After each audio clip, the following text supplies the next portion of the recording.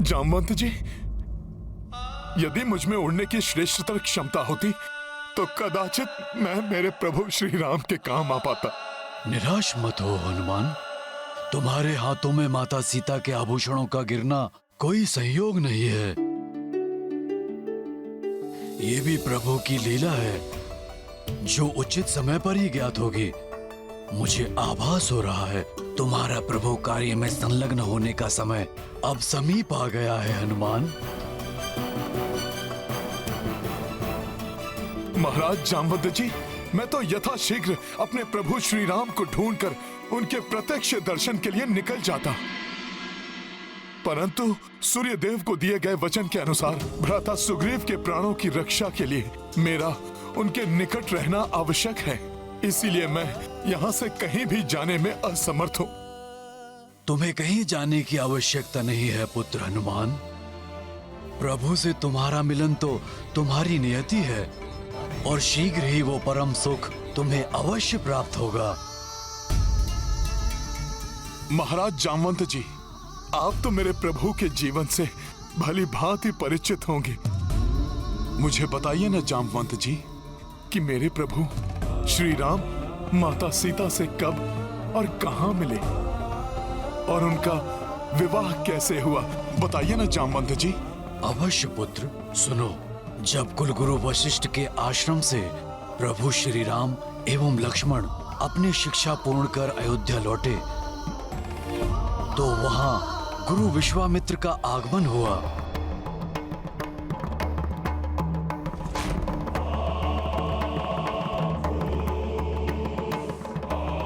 वही विश्वामित्र जिन्होंने अपने कठोर तप से ब्रह्म ऋषि की पदवी प्राप्त की है। अयोध्या पहुंचकर उन्होंने महाराज दशरथ को आदेश दिया कि वो अपने ज्येष्ठ पुत्र प्रभु श्री राम और उनके अनुज सौमित्र लक्ष्मण को ऋषिवर के साथ जाने की आज्ञा दें। परंतु वो प्रभु श्री राम को अपने साथ ले जाने के लिए कहाँ इच्छुक थे और क्यों? ऋषि विश्वामित्र वन में महायज्ञ करना चाहते थे, जहाँ एक दुष्ट यक्षिणी ताटका और उसके परिवार का आतंक व्याप्त था, जिसके कारण ऋषि मुनि वहाँ यज्ञ अथवा तप पूर्ण करने में असमर्थ थे।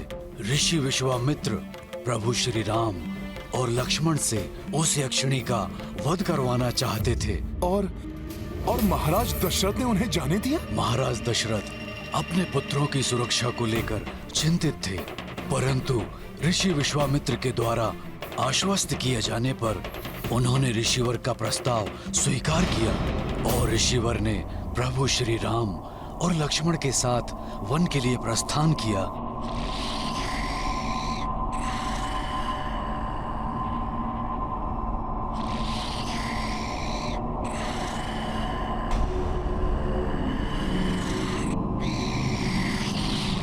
पुत्र राम, लक्ष्मण, यहाँ सर्वत्र व्याप्त अंधकार इस बात का संकेत है कि यहाँ से उस दुर्दांत यक्षिणी ताड़का का प्रभाव क्षेत्र प्रारंभ होता है, जिसके भय से कोई भी जीव यहाँ विचरण करने का साहस तक नहीं करता। ये भयंकर ध्वनि निद्रा में उसके श्वास के प्रभाव से उत्पन्न हो रही है। इस ताड़का रूपी बाधा का अंत करने के पश्चात ही हमारा आगे जाना उचित होगा। जो आज्ञा गुरुदेव।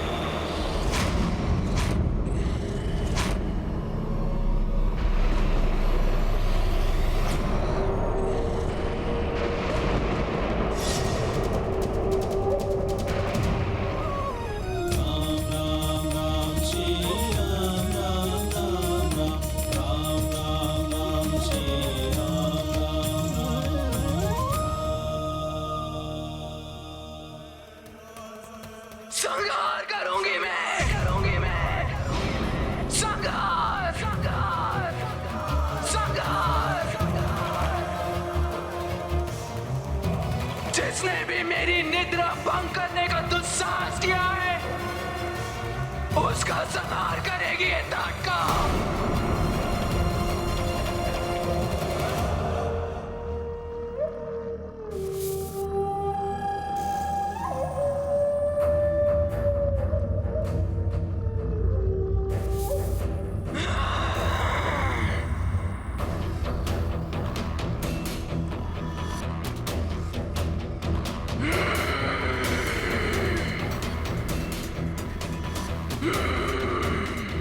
धरती कंपित हो जाती है मेरे पंख से। सूर्य देव की किरणें मेरे ही भय से इस वन में प्रवेश करने का साहस नहीं करती। मेरे भयानक दंत करते हैं सबका अंत। मूर्ख ऋषि मुझसे मुक्ति पाने के लिए इन दो कीट पतंगों को लेकर आया है।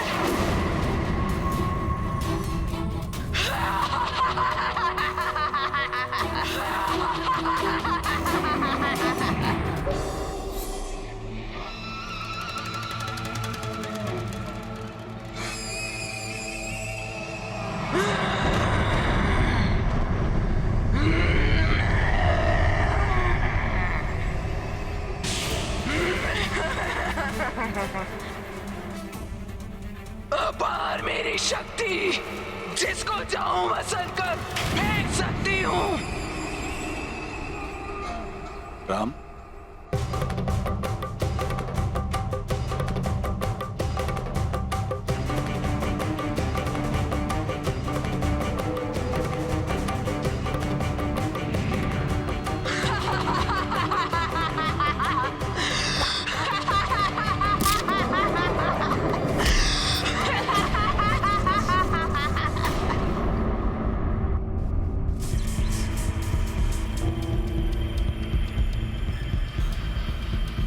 शिलाखंडों से तो मात्र गुदगुदी होती है मुझे। अब देखो मैं तुम्हारे साथ क्या करती हूँ। दशरथ नंदन राम, वार करो इस पर, वध करो इस दुष्ट ताड़का का।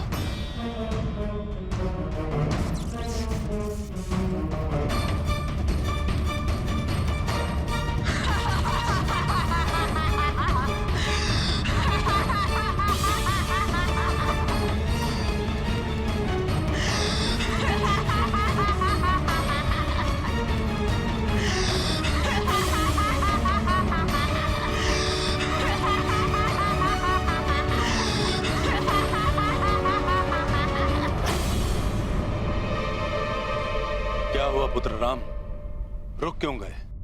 कहीं तुम्हें यह संकोच तो नहीं कि तुम्हारे सामने एक स्त्री खड़ी है? यदि ऐसा है तो अपने हृदय से यह संकोच निकाल दो। पुत्र राम, ये स्त्री नहीं, स्त्री रूपी पापनी यक्षिणी राक्षसी है।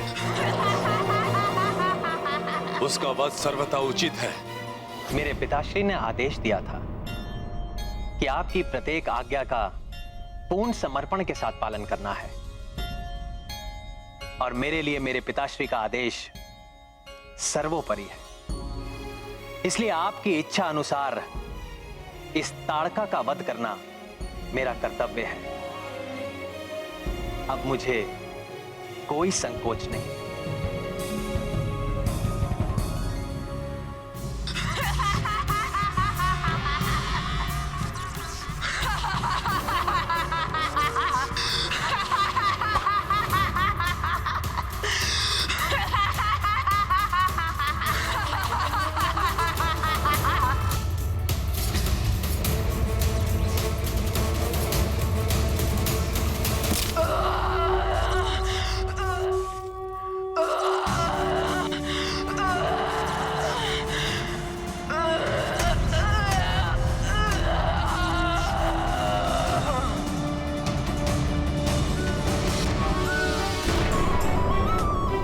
कितना अद्भुत होगा ना वो दृश्य जब मेरे प्रभु श्री राम ने अपने एक ही बाण से उस दुष्ट यक्षिणी का वध किया होगा।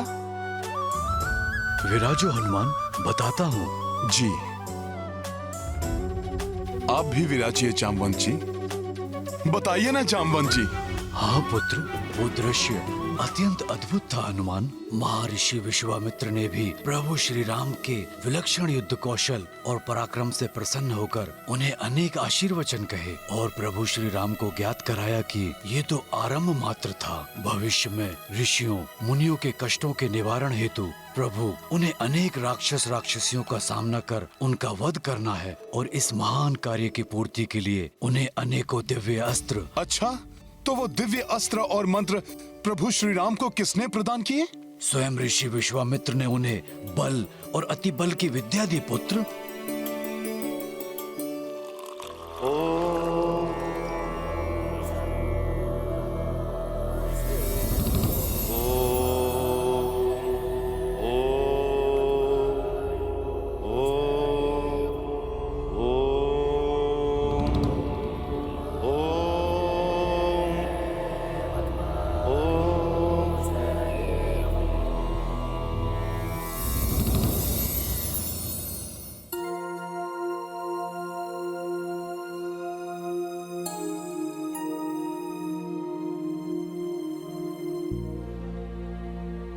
आप दोनों भ्राता मेरे द्वारा अभिमंत्रित इस जल का पान करो।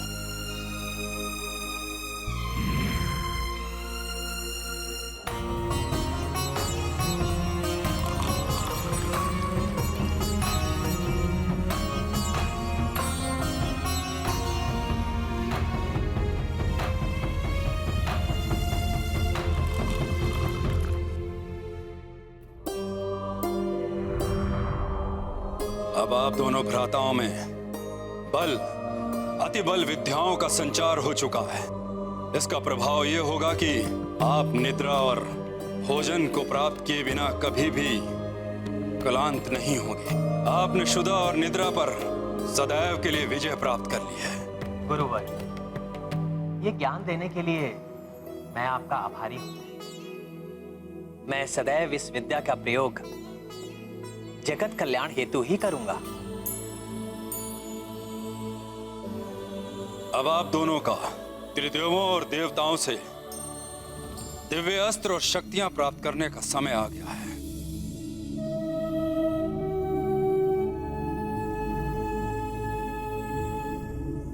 मैं ब्रह्म ऋषि विश्वामित्र आप त्रिदेव एवं देवताओं का आवाहन करता हूं।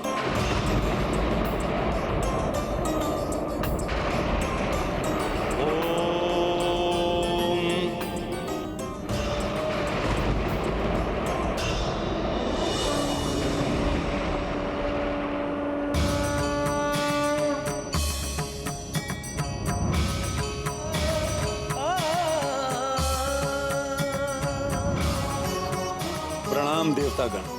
प्रणाम त्रिदेव।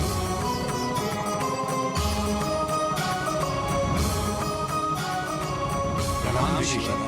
हे त्रिदेवों, हे अष्ट दिक्पालकों, संसार के कल्याण हेतु अपने दिव्य अस्त्र दशरथ नंदन राम को प्रदान करने की कृपा करें। ब्रह्मा जी का ब्रह्मास्त्र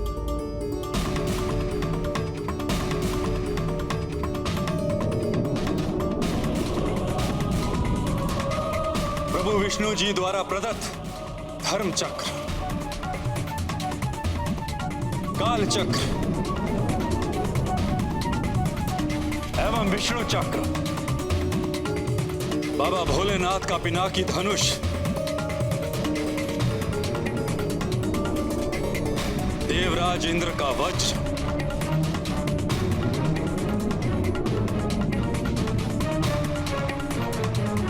वरुण देव का वरुण पाश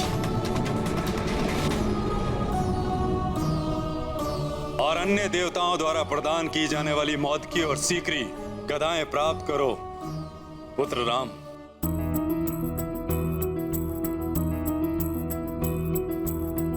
विश्वामित्र आह्वान किए, देव त्रिदेवा प्रकट भये। राम को करने अधिक समर्थ, अस्त्र शस्त्र किए भेंट तदर्थ। चक्र हरि पिनाकी शिवे, श्री ब्रह्मा ब्रह्मास्त्र दिए, रामचंद्र भय अति बलवान, जग कल्याणक लक्ष्य महान।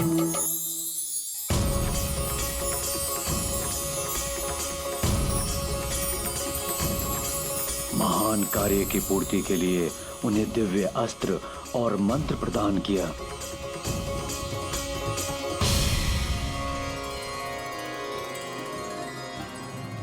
आपके आशीर्वाद स्वरूप इन दिव्य अस्त्रों को पाकर मैं कृतार्थ हुआ। मुझे आशीष दीजिए कि मैं जब भी इनका आह्वान करूं, ये मेरे सम्मुख प्रकट हो जाएं। उसके उपरांत प्रभु श्री राम ने प्राप्त दिव्य अस्त्रों को सहर्ष अपने अनुज सुमित्रानंदन लक्ष्मण के साथ साझा कर लिया।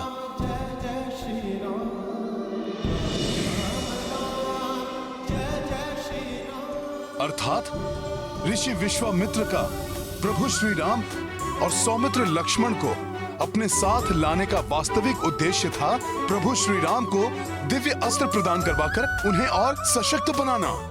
ऋषिवर का एक और उद्देश्य भी था, जिसके विषय में तुम्हें बाद में ज्ञात होगा, परंतु उसके पूर्व ये सुनो हनुमान, दूसरे ही दिवस से ऋषि विश्वामित्र ने अपना यज्ञ प्रारंभ कर दिया।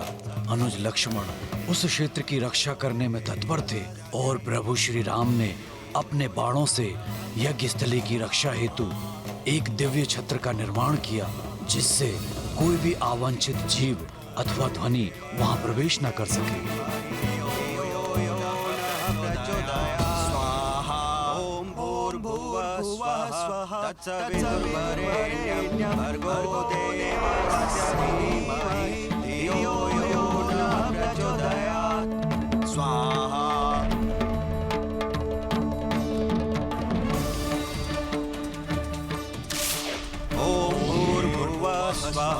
तत्सवितुर्वरेण्यं भर्गो देवस्य धीमहि धियो यो नः प्रचोदयात्। स्वाहा।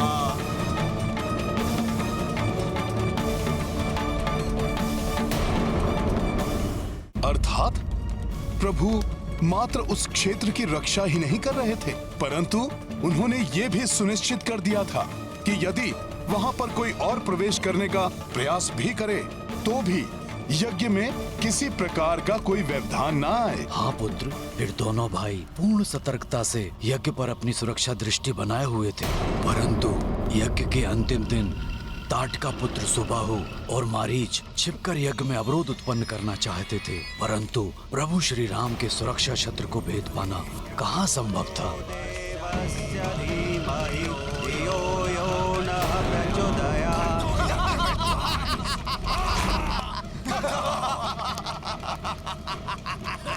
अपनी इस असफलता से क्रोधित होकर उन्होंने भीषण हुंकार भरी, जिससे अनेकों भयंकर राक्षसों और राक्षसियों की सेना उड़कर वहां अवतरित हुई।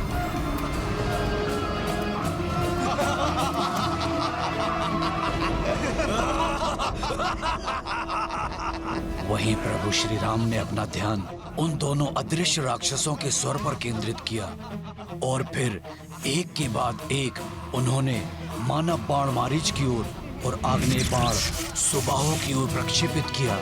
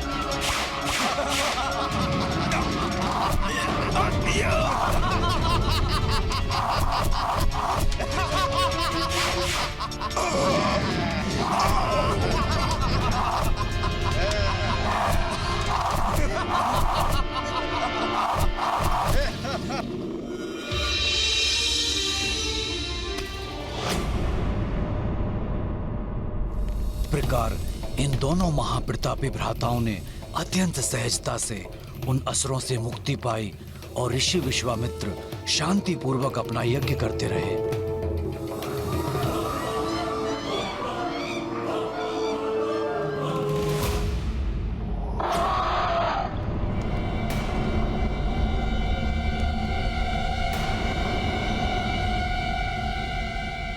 ये कैसी ध्वनि है हनुमान? प्रतीत होता है शत्रु रूप में किसी अनिष्ट का आगमन हो रहा है यहाँ।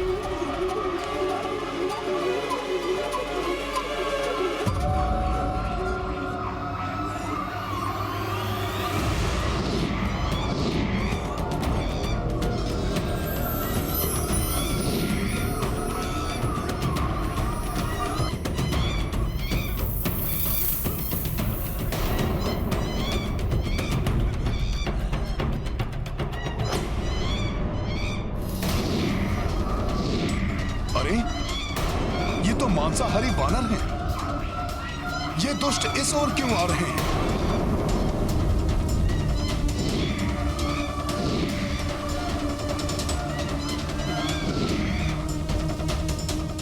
इतनी संख्या में इनके यहाँ आने का क्या उद्देश्य हो सकता है? गुरु की आज्ञा का पालन और उनकी सेवा सर्वोच्च धर्म है।